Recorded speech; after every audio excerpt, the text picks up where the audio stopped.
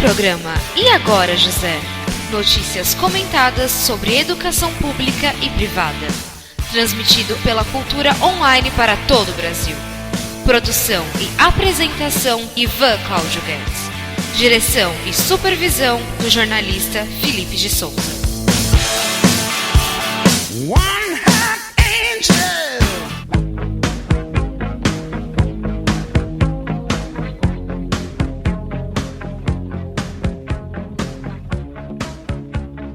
Boa tarde, ouvintes da Cultura Online Brasil. Está no ar o programa E Agora, José?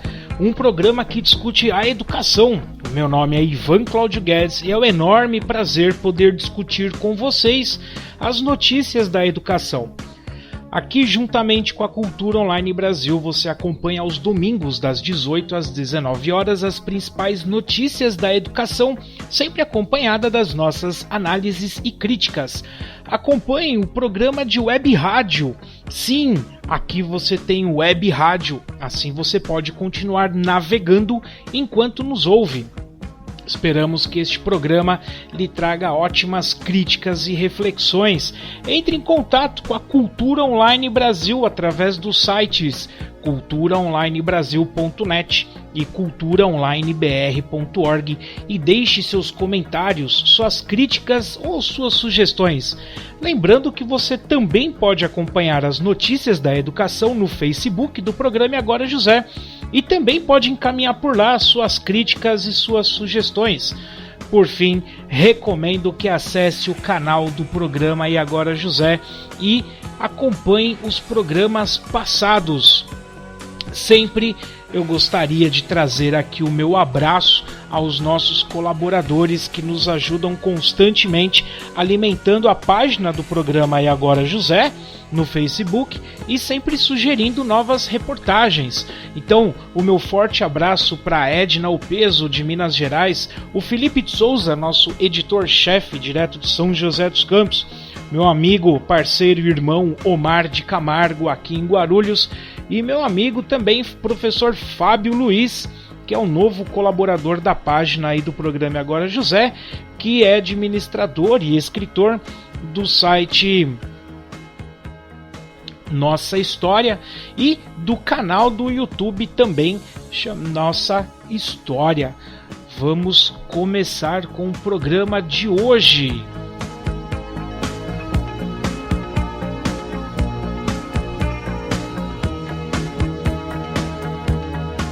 Muito bem, no Senado, especialistas dizem que a PEC do teto vai desconstruir o Plano Nacional de Educação. Os especialistas da educação se reuniram no dia 31 agora de outubro em audiência pública na Comissão de Direitos Humanos do Senado, que a proposta de emenda constitucional, a PEC, que limita os gastos públicos por pelo menos 20 anos a correção da inflação do ano anterior, vai desconstruir o Plano Nacional de Educação. O Plano Nacional de Educação que foi objeto aqui de estudos nossos e é até hoje, né? Mas que nós temos aí no Facebook, no YouTube, todas as metas do Plano Nacional de Educação, inclusive com as edições que fecharam seus respectivos anos, né? Desde 2014, 2015, 2016, 2 anos e meio aí de vigência do PNE. De acordo com a representante do Fórum Nacional de Educação, a Jaqueline Passucci, o princípio norteador do Plano Nacional de Educação consiste em quase dobrar as atuais receitas orçamentárias da União para cumprir as 20 metas do plano. Entre elas, as que prevêem atingir um investimento equivalente a 10% do PIB na educação e equiparar a remuneração média do magistério com outras categorias profissionais da mesma escolaridade. Lembrando que o salário do professor, a média do salário do professor é mais baixa do que a média do salário dos outros profissionais que têm o mesmo tempo de escolaridade. Na Câmara, a PEC tramitou com o número 241 e agora no Senado tramita com o número 55. No entanto, os dois principais objetivos da PEC 241 e hoje PEC 55 colidem com o Plano Nacional de Educação. uma vez que se pretende suspender por 20 exercícios fiscais o dobro de tempo de vigência do Plano Nacional de Educação. As receitas de impostos vinculadas à educação, que estão lá no artigo 212 da Constituição Federal, bem como limitar os investimentos educacionais e despesas primárias do Estado à inflação medida pelo IPCA do exercício anterior, também por 20 anos. O Ministério da Educação foi convidado para participar da audiência, mas não enviou nenhum representante. O Fórum Nacional de Educação é composto por 50 entidades e órgãos ligados à educação, incluindo representantes dos secretários estaduais e municipais da área, movimentos sociais, entidades estudantis e o próprio MEC, que não esteve presente na reunião. Ô, seu Mendonça, aí complica, né, meu? O cara vem à mídia falar que tem o diálogo com as pessoas e não participa dos fóruns, não participa das comissões. Eu entendo que a figura do Mendonça em si possa realmente estar ocupado com outros afazeres políticos, outros afazeres do Ministério. Mas para isso ele tem uma equipe. Ora, ninguém na sua equipe poderia participar dessa audiência, uma audiência pública na Comissão dos Direitos Humanos do Senado, que discute especificamente sobre um assunto de interesse do Ministério da Educação, e o Ministério da Educação não envia ninguém? Tá certo isso, seu Mendonça? Aí complica, né, meu filho? A PEC propõe um novo regime fiscal para o país, em que o aumento de gastos públicos em um ano seja limitado pela inflação do ano anterior. O governo, que é o autor da proposta, defende a medida como fundamental para o controle da dívida pública e a retomada da confiança na economia, e nega que ela vai retirar recursos de áreas como saúde e educação. Mas eles perdem esse direito essa condição de colocar as suas informações porque não participaram, né, dessa audiência pública. Para o coordenador-geral da Campanha Nacional pelo Direito à Educação, Daniel Cara, essa PEC 55 desconstrói não só o Plano Nacional de Educação, mas também o processo de desenvolvimento das políticas sociais que vinham sendo realizadas desde a Constituição Federal de 88. Daniel Cara diz o seguinte: então, parece que nós discutimos uma medida de governo, mas na realidade nós estamos não só impondo um teto à economia brasileira, estamos também impondo um teto de 20 anos ao desenvolvimento do país. Isso precisa ser refletido, porque se não fossem os estudantes, talvez a sociedade brasileira não debatesse este tema com a ênfase que precisa fazê-lo. Jaqueline então diz que, como forma de superar a crise fiscal, o Fórum Nacional de Educação propõe ao Poder Executivo e ao Congresso Nacional a revisão do marco regulatório tributário no país. Ela diz o seguinte: com vistas a ampliar a arrecadação de impostos sobre a renda, o lucro e o patrimônio dos que detêm a riqueza nacional, regulamentando inclusive o imposto sobre grandes fortunas, mantendo as riquezas do petróleo para o financiamento da educação pública e da saúde e eliminando a incidência de desonerações de impostos sobre as políticas sociais, sobretudo das que detêm vinculação constitucional. E eu ainda vou mais além, hein, Jaqueline? Eu ainda vou mais além. Eu ainda parto do princípio da tributação, a tributação sobre as igrejas. Sim, eu não sou contra a igreja, muito pelo contrário. A igreja ela exerce um papel social de extrema relevância, sem dúvida. Agora, a partir do momento que ela arrecada dinheiro, a partir do momento que ela mexe com as questões econômicas, então elas têm sim que gerar impostos. Vamos acompanhar aí essas igrejas, independente de que religião você seja, amiguinho, mas que tá cheio de representante aí de igreja andando de carro importado, jatinho, então vamos discutir isso também. Nós não estamos discutindo possíveis soluções para a crise econômica? Então, uma dessas soluções está aí. Segue a minha proposta. A estudante secundarista de Curitiba, Ana Júlia Pires Ribeiro, de 16 anos, cujo discurso na Assembleia Legislativa do Paraná a favor das ocupações das escolas viralizou nas redes sociais, também participou da audiência pública no Senado. Ela disse esperar que a medida provisória que reforma o ensino médio não seja convertida em lei. Ela diz o seguinte: nas nossas ocupações, nós frisamos muito o ensino público de qualidade, a importância dele. Nós frisamos a legitimidade do nosso movimento, que estamos lá porque acreditamos no futuro do Brasil. E, infelizmente, nós temos sofrido repressão de movimentos contrários.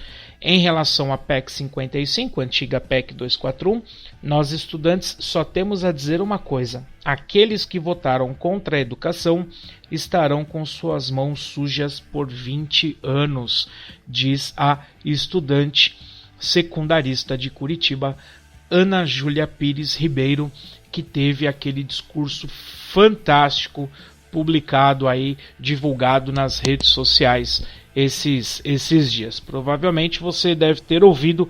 Se não ouviu, manda aí, manda um e-mail pra gente, manda a sua comunicação pra gente, que a gente te passa o link. Mas isso está na internet, é só digitar o nome dessa menina aí que você vai poder ver com muita propriedade. Muito bem. Continuando nossas discussões, uma notícia do Valor Econômico. O Valor Econômico, um jornal que mexe especificamente na área da economia. Eles colocam aqui uma questão interessante, dizendo que o IPEA diz que o país não precisa gastar mais para melhorar a educação. Interessante. Vamos dar uma lida e tecer os nossos devidos comentários. Depois da polêmica envolvendo a publicação que conclui que a proposta de emenda constitucional, a PEC 241, principal medida do ajuste fiscal do governo Michel Temer, trará prejuízo de mais de 700 bilhões à saúde pública ao longo da sua vigência, o IPEA divulgou uma nova nota técnica, desta vez sobre educação, afirmando que o Brasil não precisa elevar os gastos estatais dos atuais 5,3% para 10% do PIB até 2024 para melhorar a qualidade do ensino, como obriga a Lei 13.005, que é a Lei do Plano Nacional de Educação de 2014. As entidades do setor reagiram negativamente ao material. A nota técnica 30. Quanto custa o Plano Nacional de Educação? Uma estimativa pelo custo aluno qualidade. Vou repetir o título para que você possa buscar aí na internet. Nota técnica 30. Quanto custa o Plano Nacional de Educação? Uma estimativa pelo custo aluno qualidade. De autoria dos técnicos do IPEA, Ayrton Araújo, Camil Bassi, Ana Codes e Ana Meira. Usando como ponto de partida o CAC, que é o custo aluno qualidade, um mecanismo de financiamento educacional que prevê um valor por aluno a ser investido para que o padrão mínimo de qualidade da educação seja atingido, o estudo justifica que o cumprimento das 20 metas do PNE até 2024 demandaria aumento de 52 bilhões, ou seja, 0,9% do PIB no investimento público direto em educação. Com essa variação, o total a ser investido no setor chegaria a 365 bilhões, ou seja, 6,5% do PIB a preços de julho de 2015. Discutido por 5 anos e aprovado em 2014, o Plano Nacional de Educação tem 20 metas que funcionam como as atuais diretrizes da educação pública do país, que vai da creche à pós-graduação. Esses 20 itens contemplam o aumento da matrícula em todos os ciclos escolares, a elevação de salário dos professores e a melhoria dos indicadores de qualidade. Para que o PNS se concretize, ficou determinado que os investimentos em educação chegassem a 10% do PIB em 10 anos. Lembrando que, para quem não conhece, no nosso canal do YouTube, do programa Agora José, nós temos aí quase, não sei, acho que são já 23 ou 24 vídeos discutindo só sobre cada uma das metas do PNE, do Plano Nacional de Educação. Bom, Ayrton Araújo, um dos autores, diz o seguinte: fizemos uma simulação usando o CAC, que é uma infraestrutura mínima para fazermos uma educação de qualidade. A gente já gasta hoje quase que o suficiente. Será que não tem um problema de gestão? Interessante. Há o argumento de que a educação precisa de mais dinheiro, mas onde? Como? Não é só jogar dinheiro.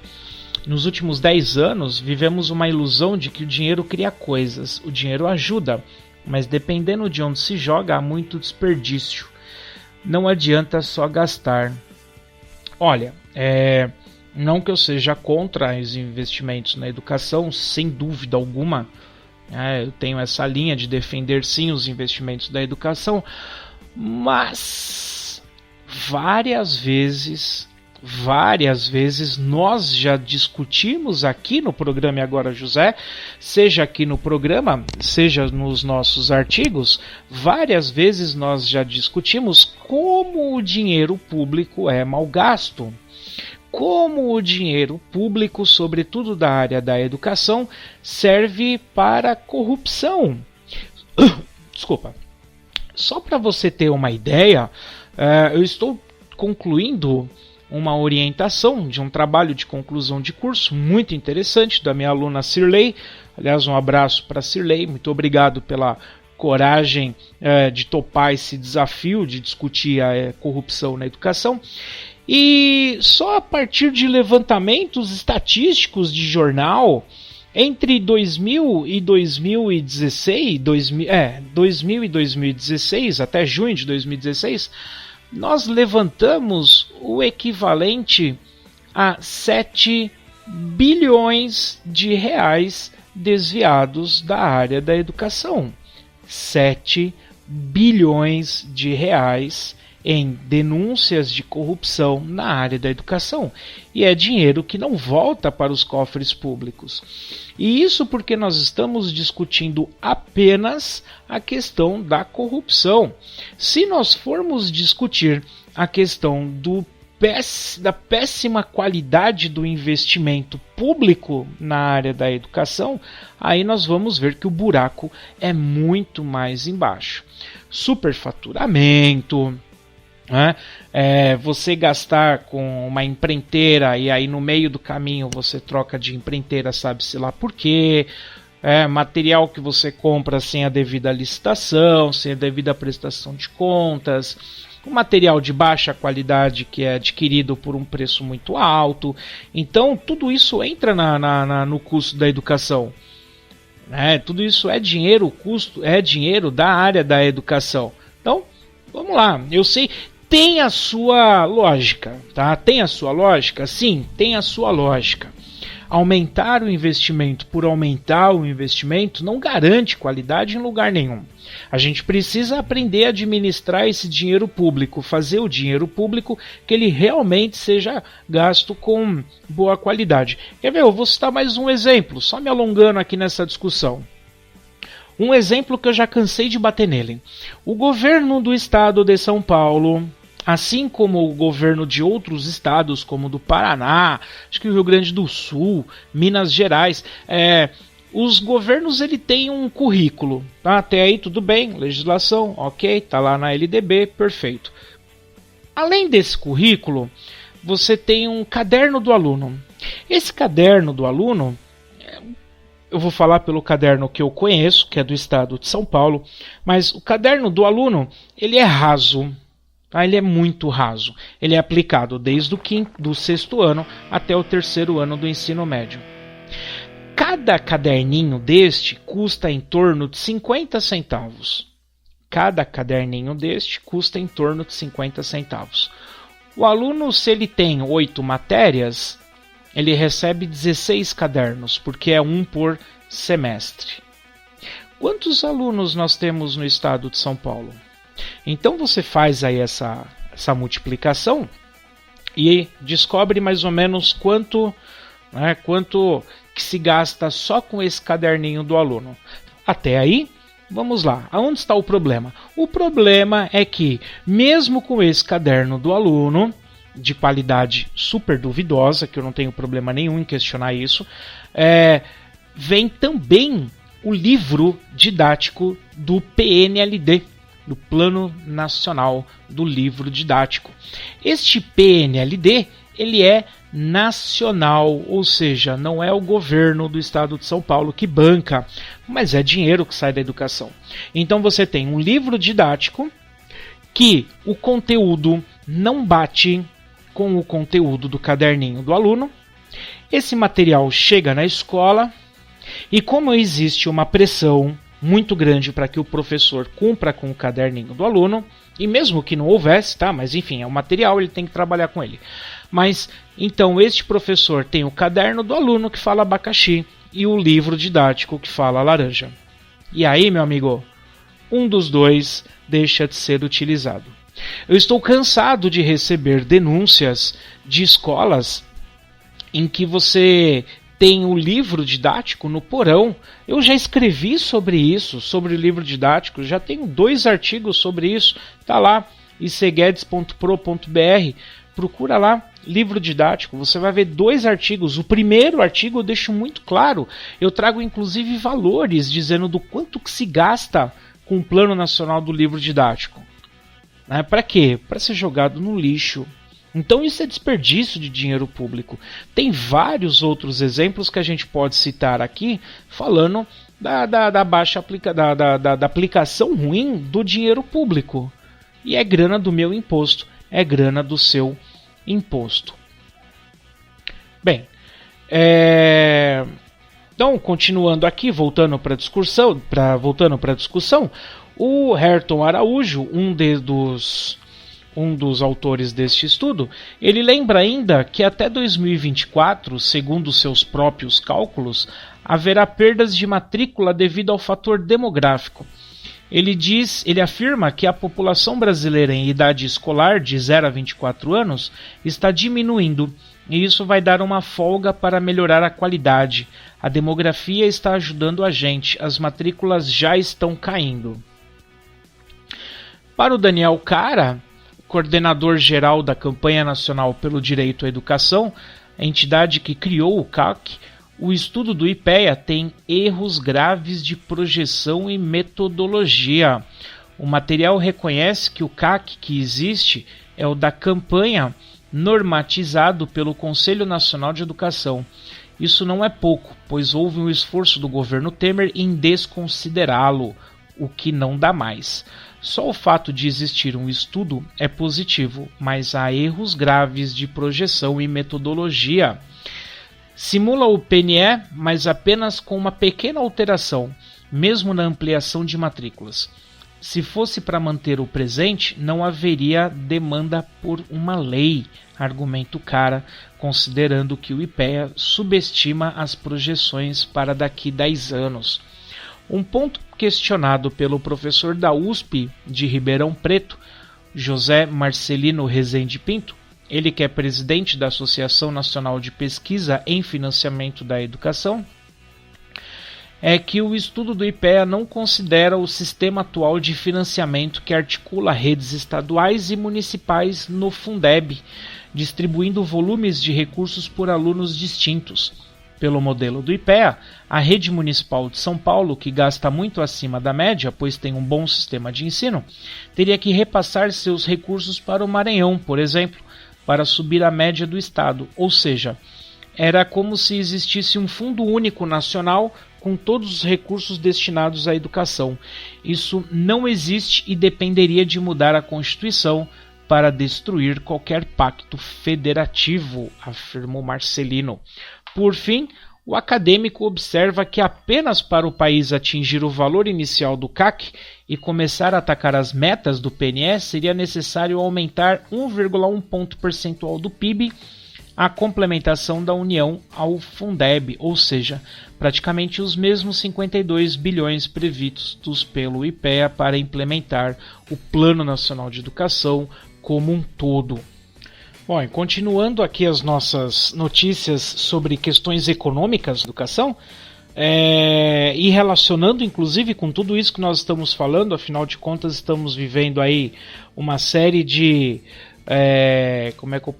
uma série de protestos, né, pelo Brasil, ocupação de escolas, enfim, agora no final do ano vem Enem, e aliás sobre até ocupação em escola, ocupação em universidade, ocupação em câmaras municipais. Eu estive há 2 semanas atrás na ocupação da Câmara Municipal de Guarulhos, inclusive conversando com as pessoas sobre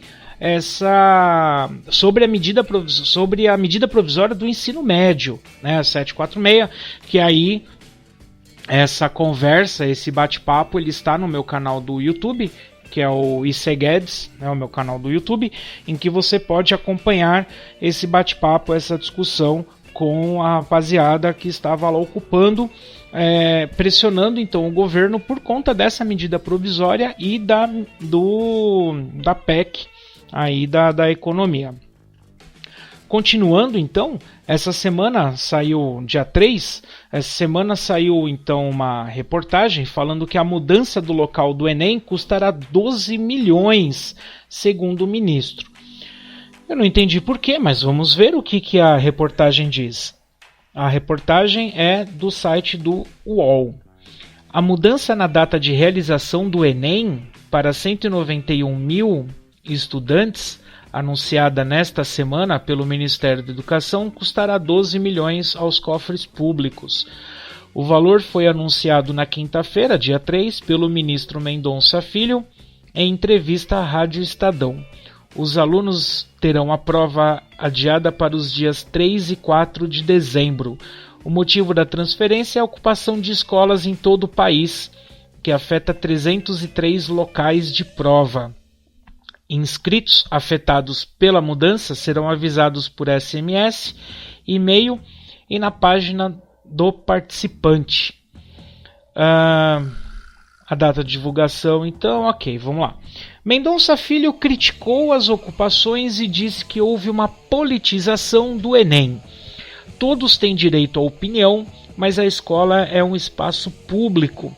Acho que você não pode impedir seu colega de ter acesso à educação. Ele disse ainda que tem partidos se aproveitando das ocupações.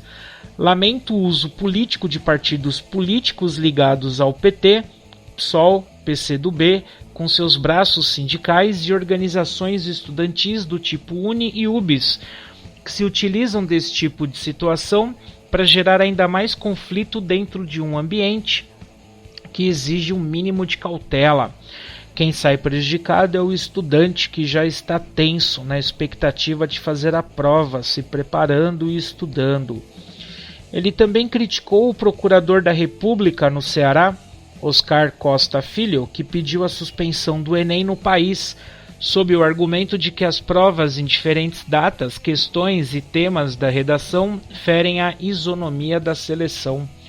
O procurador todo ano entra com uma ação contestando o Enem, não é novidade. E o fato que ele ter entrado com uma ação na Justiça Federal do Ceará não quer dizer que a Justiça vá conceder. Ele diz que o pedido, se acatado, geraria um tumulto enorme para 8 milhões e meio de estudantes e criaria uma situação realmente caótica. Espero que o bom senso prevaleça nas palavras do seu ministro. Mendonça Filho ressaltou ainda que é comum a aplicação de 2 provas no Enem, o que já foi feito em todos os outros anos. Em alguns, até 3 provas foram feitas. No ano passado, por exemplo, que no estado da federação ocorreram chuvas muito intensas e houve o cancelamento da prova para alguns milhares de estudantes. Não há nenhuma novidade nesta prática, estamos apenas repetindo para um universo um pouco maior de cerca de 190 mil inscritos. As provas obedecem ao critério de TRI, que é a Teoria de Resposta ao Item, que é um critério internacionalmente aceito que garante a equivalência e qualidade para os dois grupos que farão a prova. Isso, sinceramente, isso ele está correto. Pelo menos nisso ele está correto. A prova, ela não mede o conteúdo em si.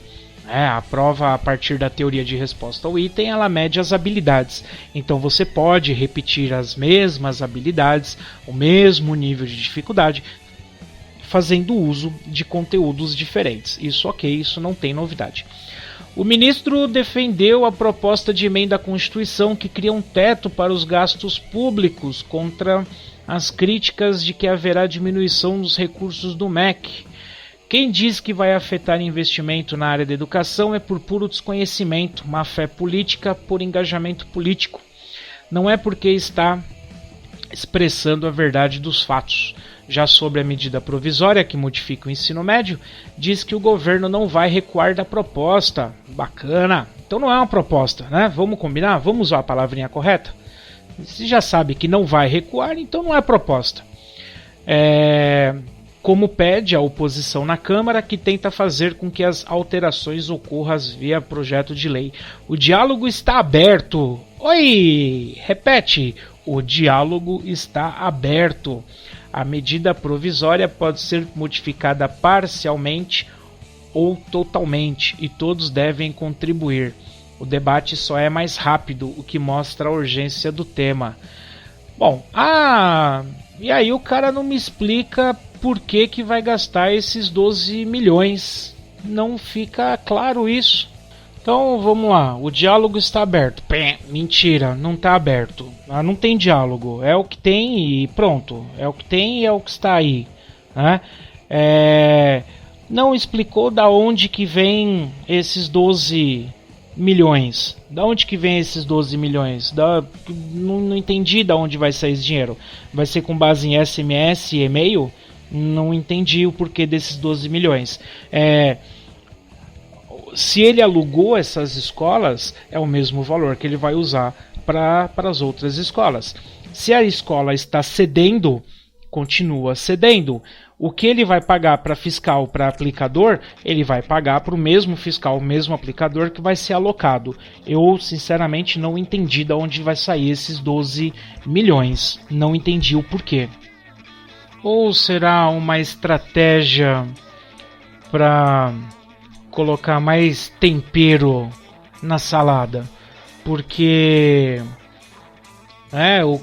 o foco da entrevista do cara aqui foi falar de partidarização.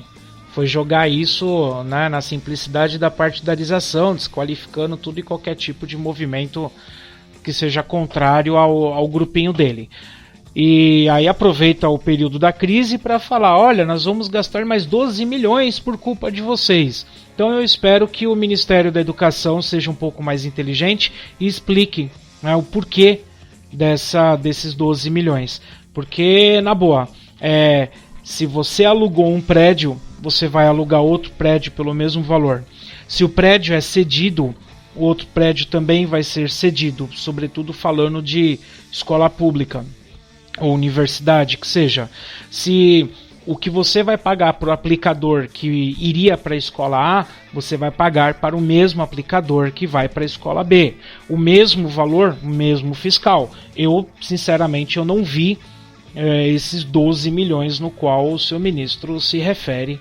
Então, fica aí a dúvida no ar. Né? Agora, as ocupações de escolas, de institutos federais de educação, eles estão se espalhando por todo o país. Já são 19 estados em que você tem essas ocupações. São mais de 1.000 escolas ocupadas, segundo o levantamento da União Brasileira dos Estudantes Secundaristas, da UBS. E tudo indica que esse número vai aumentar, né? Porque esses movimentos aí não param. Esses movimentos estão partindo a partir da reação contra essas medidas da PEC e da reforma do ensino médio e do projeto do Escola Sem Partido, que também está na pauta dessa molecada, o qual eu assino embaixo sem sombra de dúvidas. Eu me disponho a discutir sobre a PEC, eu me disponho a discutir sobre a reforma do ensino médio. Eu acho que tem pontos positivos dos dois lados, mas o Escola Sem Partido não. Essa discussão eu já estou cansado de fazer e não me cansarei de fazer. Inclusive, lembrando que essa semana foi lançado o livro A Ideologia do Movimento Escola Sem Partido, 20 autores desmontam o discurso, que você pode encontrar aí no site da editora Martins Fontes.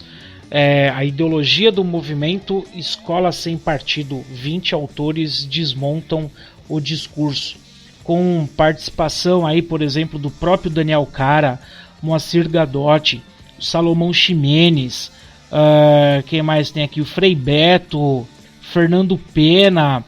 Tem uma galera de peso aqui contribuindo com essa discussão a respeito de Escola Sem Partido. Super recomendo esse livro lançado aí pela Ação Educativa, A Ideologia do Movimento Escola Sem Partido. Bom, vamos lá, continuando. Então, essa questão da escola sem partido também está nessa pauta das ocupações das escolas.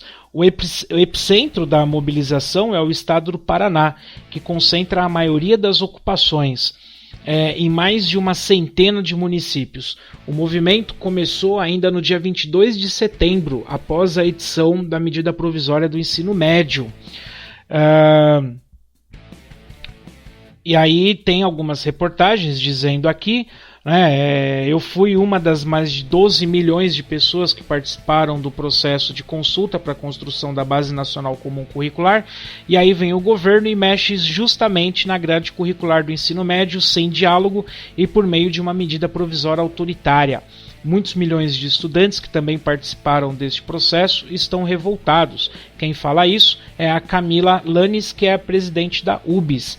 O Daniel Cara, que é o coordenador da campanha nacional pelo direito à educação, segundo ele, o que chama a atenção nessas ocupações é que elas estão sendo organizadas exatamente pelo principal sujeito do sistema de ensino, que são os alunos. O argumento fundamental da medida provisória era atender aos interesses dos estudantes, mas as ocupações demonstram que esse interesse não foi atendido. Os estudantes não querem uma escola precária que reproduz desigualdades, afirma o Daniel Cara. O governo, por sua vez, ele tem medo, de fazer uma consulta pública. Ele tem medo de se lançar no debate para não ser contrariado. Isso é uma coisa independente de partido. Vamos combinar que várias vezes já discutimos aqui isso. A receita de bolo é a mesma que esses partidos seguem. Independente de quem está no poder, eles não curtem muito ser questionados, não. Isso é independente de ser Michel Temer, Lula, Dilma, Fernando Henrique, Collor, e vamos andar para trás aí, Sarney, os militares então, nem se diga, né? Mas governo nenhum gosta de ser colocado contra a parede.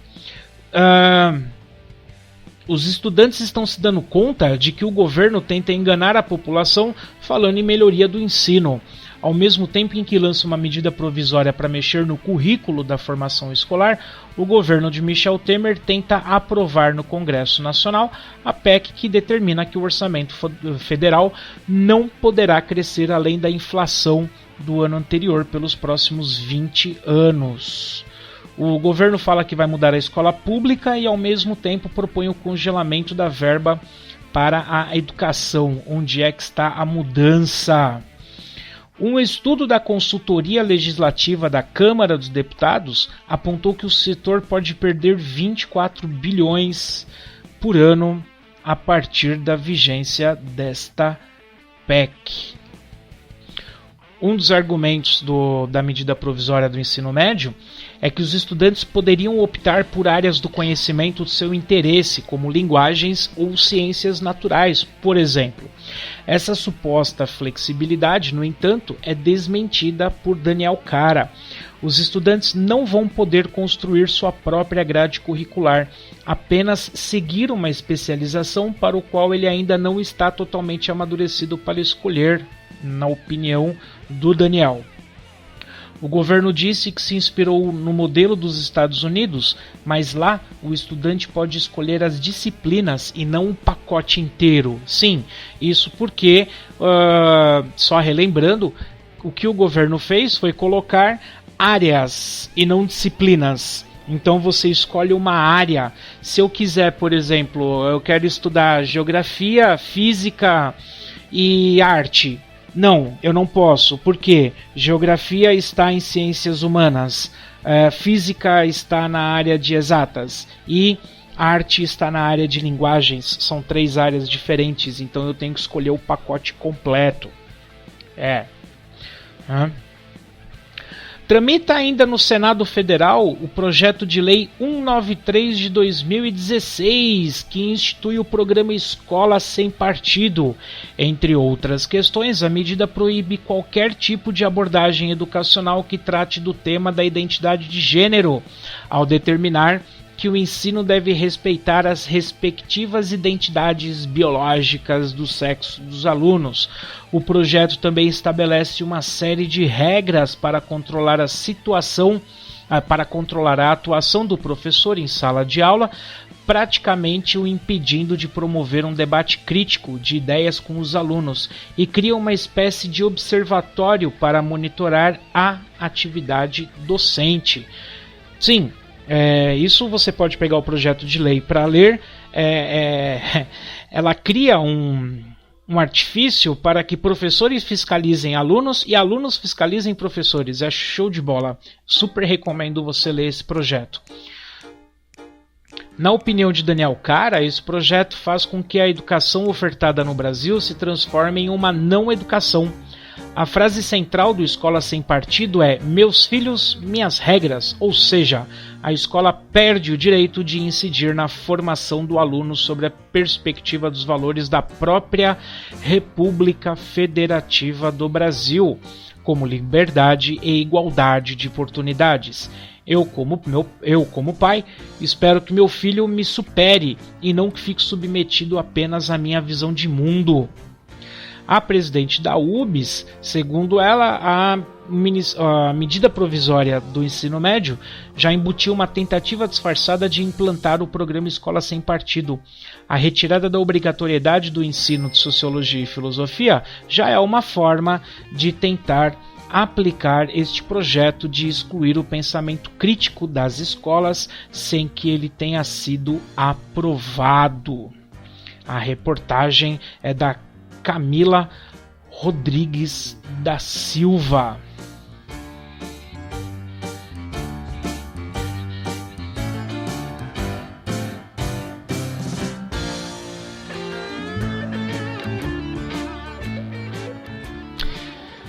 Para a gente finalizar, partindo aqui para os nossos finalmentes de hoje, eu lhe trago uma análise que após ocupações as escolas nunca mais serão as mesmas.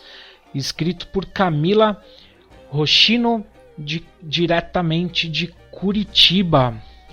Nós vamos levar a luta estudantil para frente. Nós vamos mostrar que não estamos aqui de brincadeira e que o Brasil vai ser um país de todos, discursou a estudante paranaense Ana Júlia Ribeiro na segunda-feira, dia 31, no Senado.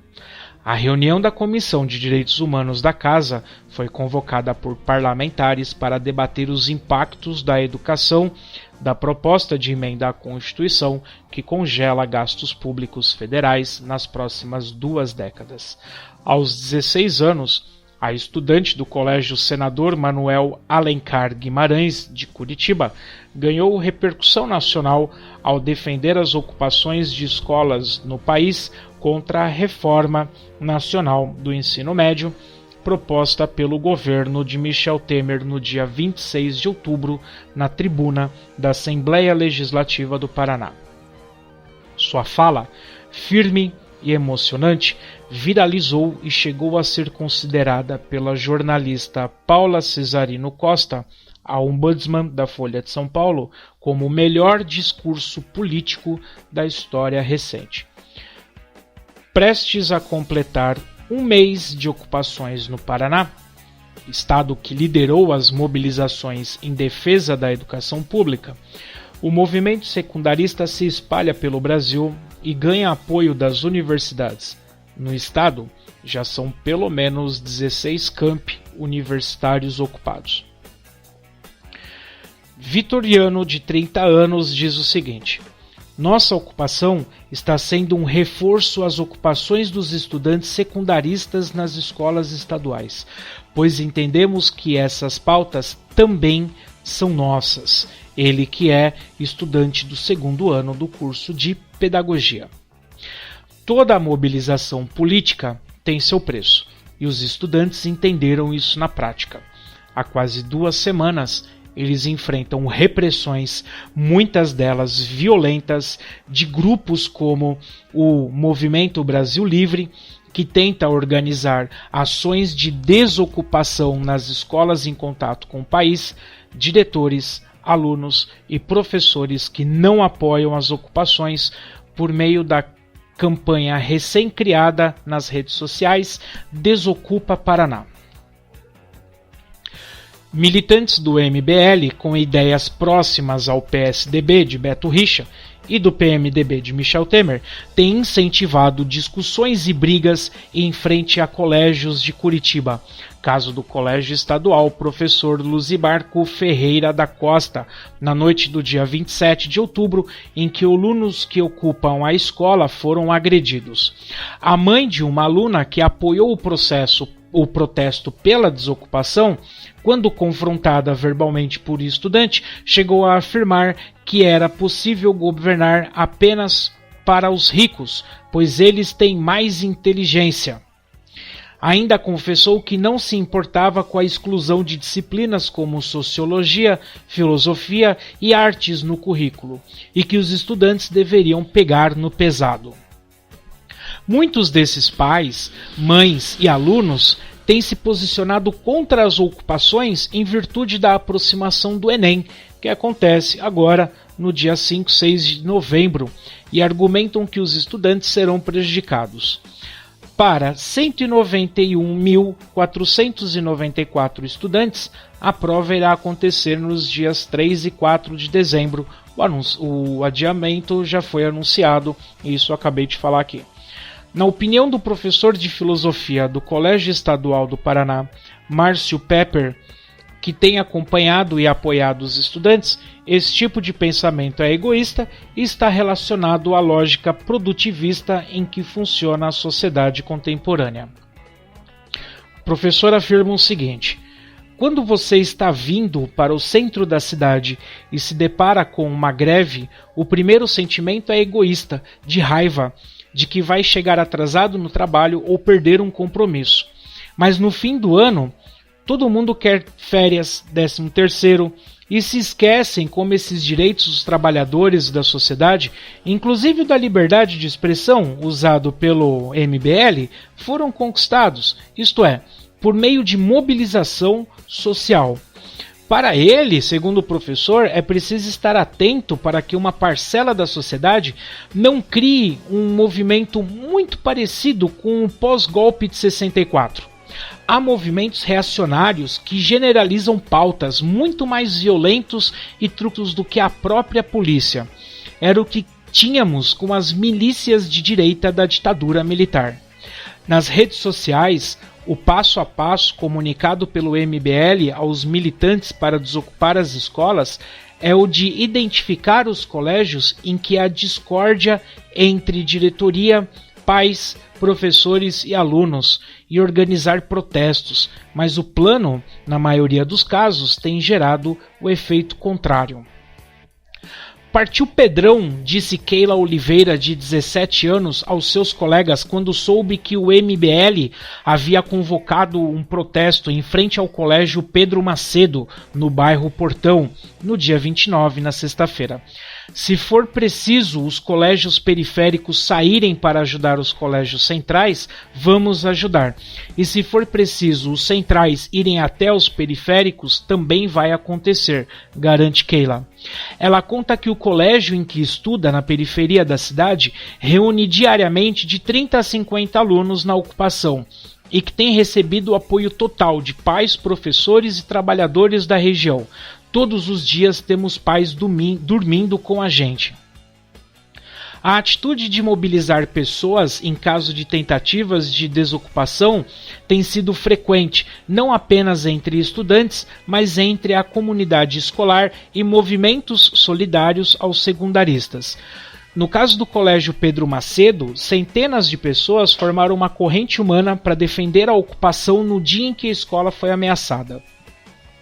Irialva Oliveira, mãe de uma aluna do colégio, disse se preocupar com a forma com que os militantes do MBL têm disseminado um sentimento de raiva e de ameaça às ocupações, mas que se tranquiliza ao ver o apoio em defesa da escola ocupada.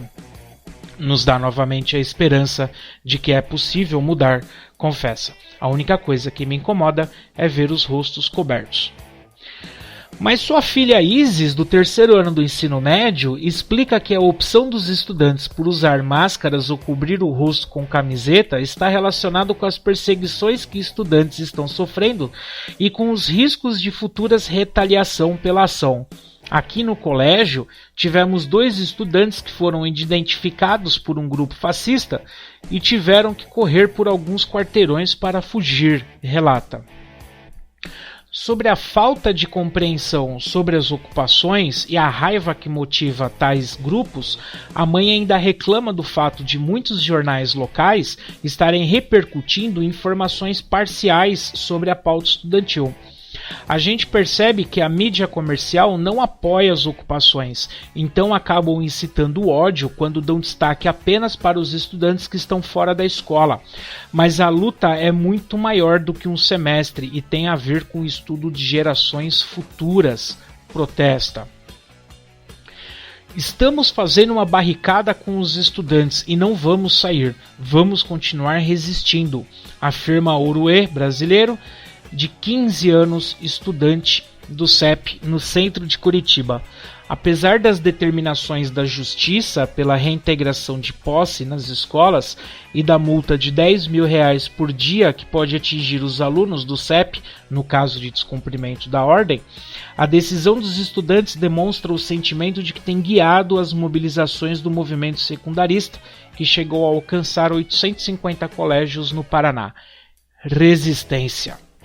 Mesmo sob ameaças, os estudantes vivenciaram nas ocupações dias de organização, aprendizado e tomada de consciência no processo de debater outro modelo de educação possível nas escolas.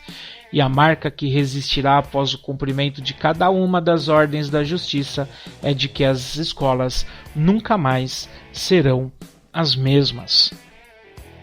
Texto organizado por Camila Oshino, direto de Curitiba. Muito bem, este foi o programa E Agora José de hoje.